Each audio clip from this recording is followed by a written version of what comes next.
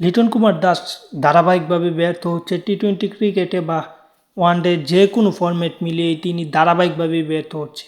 ওয়ানডেতে দল থেকেই বাদ পড়েছিল শ্রীলঙ্কা সিরিজে, তারপর থেকে টি-20তে তিনি বাজে একটি অবস্থা, জিম্বাবুয়ে সিরিজ কিংবা যুক্তরাষ্ট্র সিরিজ সব কিছু মিলিয়ে লিটন কুমার দাসের বাজে একটা অবস্থা। তার মাঝে একটা খুশির সংবাদও তিনি একটু ভালো পারফর্ম করেছিল। তিনি শ্রীলঙ্কার বিপক্ষে প্রথম ম্যাচটাতে 36 রান করেছিল, কিন্তু তারপর আরও দুইটি ম্যাচ চলে যায়, একটি হচ্ছে দক্ষিণ আফ্রিকার বিপক্ষে, একটি হচ্ছে নেদারল্যান্ডের বিপক্ষে।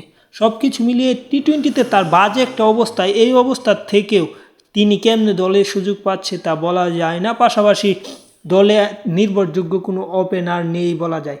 তানজিদ তামিম এক ম্যাচে ভালো করছে, এক ম্যাচে ব্যর্থ হচ্ছে। অপরদিকে সৌম্য সরকার প্রায় দলে সুযোগ পাচ্ছে না। রনি তালুকদারকে দেশ থেকে উড়িয়ে নেওয়া হলেও কাউকে বিদায় জানিয়ে রনি তালুকদারকে সেই জায়গাটা দিবে নাকি বিসিবি, এরকম একটা চিন্তা আছে। কিন্তু লিটন কুমার দাসের ধারাবাহিক ব্যর্থতায় তিনি বাদ পড়লে পড়তেও পারেন। সব কিছু মিলিয়ে লিটন যদি ফর্মে না ফিরে তাহলে বাংলার ক্রিকেটের জন্য অত্যন্ত ক্ষতিকর। এই ক্লাসিক্যাল ব্যাটার যদি ভালো কিছু করতে পারে তাহলে সুপার 8-এ বাংলাদেশ ভালো কিছু করতে পারবে, কারণ নেপালকে তো অবশ্যই হারাবে। তারপর সুপার 8-এর চিন্তা করতে হবে বাংলাদেশ টিমকে।